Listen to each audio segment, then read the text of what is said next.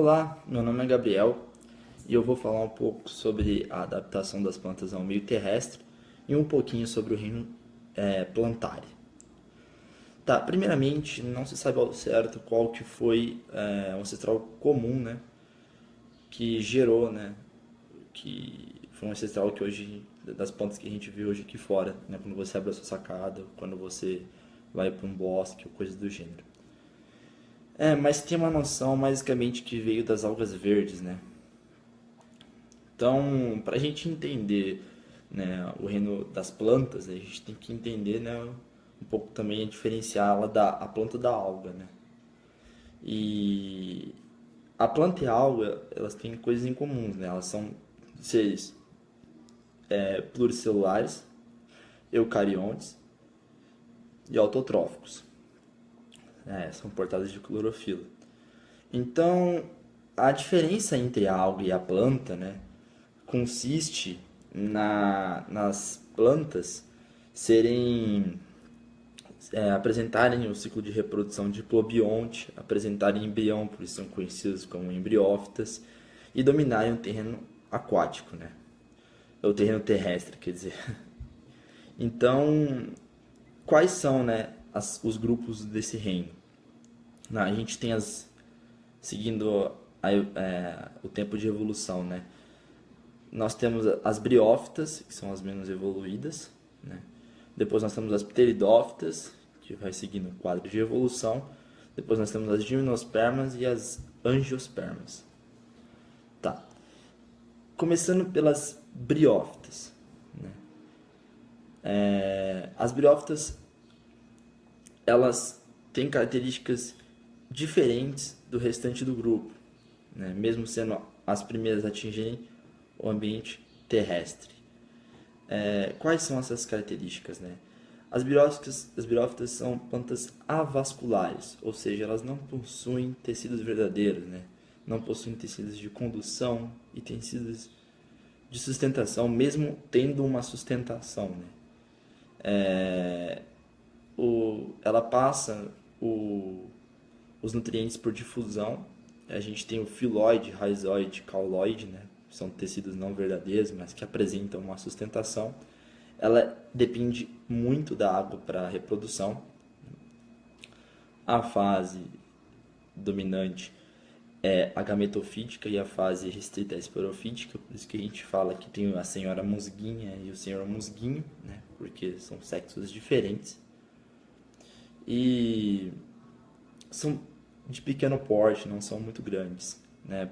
Tanto por causa dessa questão de não apresentarem tecidos verdadeiros, então não tem órgão, não tem raiz, não tem caule, não tem flor. São muito importantes economicamente, né? A gente tem estudos de briófitas, né, para obtenção de combustível, para as briófitas são muito importantes para a sustentação do solo, são importantes também na questão de antibióticos. Você utiliza hoje em dia antibióticos, você pode produzir alguns tipos de antibióticos com briófitas, né? E elas também são uma maneira de você saber se o ambiente está limpo, né?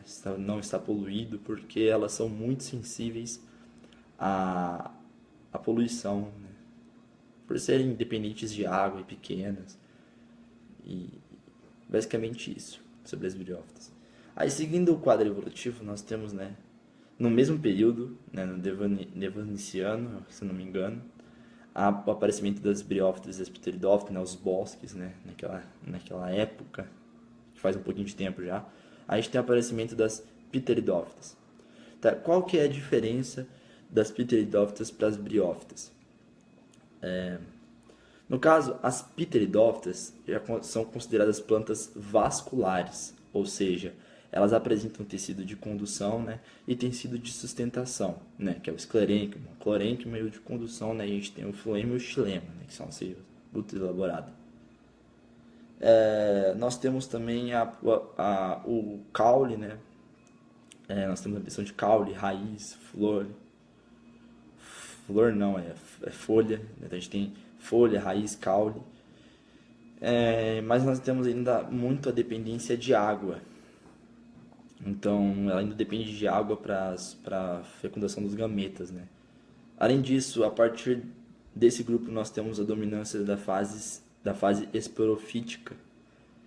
Então, a fase restrita é a gametofítica. Isso implica, nós podemos dizer que elas são hermafroditas, né? Então, basicamente isso. Seguindo essa linha aí, nós temos as gimnospermas, tá? Seguindo a linha da evolução. As gimnospermas, elas apresentam uma característica em especial, né? Que diferencia muito das pteridófitas e das briófitas. Qual que é essa característica, né? É o aparecimento do tubo polímico. Por que que ele é importante? Porque você não depende mais, a planta não vai depender mais exclusivamente da água para a fecundação dos gametas. Isso implica em ela atingir ambientes mais secos e mais diversos também, porque o terreno, o habitat terrestre não é o aquático, então você não tem água o tempo todo. Além disso, também são conhecidos como apresentarem sementes nuas, né? Sementes aladas. Então você já tem o aparecimento de sementes nesse caso, nessa espécie. Seguindo a linha evolutiva, né? E também a gente tem o pinheiro do Paraná, que é uma espécie que representa essa classe. A gente também tem a samambaia, que representa as pteridófitas também. Aí, seguindo a linha de evolução, nós temos as angiospermas. As angiospermas, diferentemente das gimnospermas, elas apresentam fruto e flor, tá? Elas apresentam todas as características da angiosperma, né? Que é a semente, né? A obtenção de semente e tubo polímico, mas elas apresentam fruto e flor. E o que resulta isso, né? Resulta numa adaptação muito melhor ao ambiente terrestre. Por quê? Porque no que se diz respeito à dispersão, né, da semente, é muito mais vantajoso você ter N formas de dispersão do que pouquíssimas formas de dispersão. A gente tem a forma alada lá, as sementes aladas nas gimnospermas. Mas nas angiospermas você tem a obtenção de fruto, que faz com que os animais possam comer o fruto e dispersar a semente. Ou você tem as flores, que são chamativos de agentes biológicos, né? Insetos, aquilo. Então você tem uma melhor adaptação, né, ao meio terrestre. E por isso que as gimnospermas dominam, sem sombra de dúvida, o ambiente terrestre em relação aos grupos anteriores. O exemplo de gimnospermas você encontra, sei lá, frutas, morango é uma gimnosperma. Então, tem várias espécies de gimnospermas. E sem sombra de dúvida são as mais dominantes por causa dessas características. Essas características muito importantes para conseguir uma autorreprodução, né? Uma reprodução muito rápida no meio terrestre. Então, por hoje é só. Valeu. Até mais.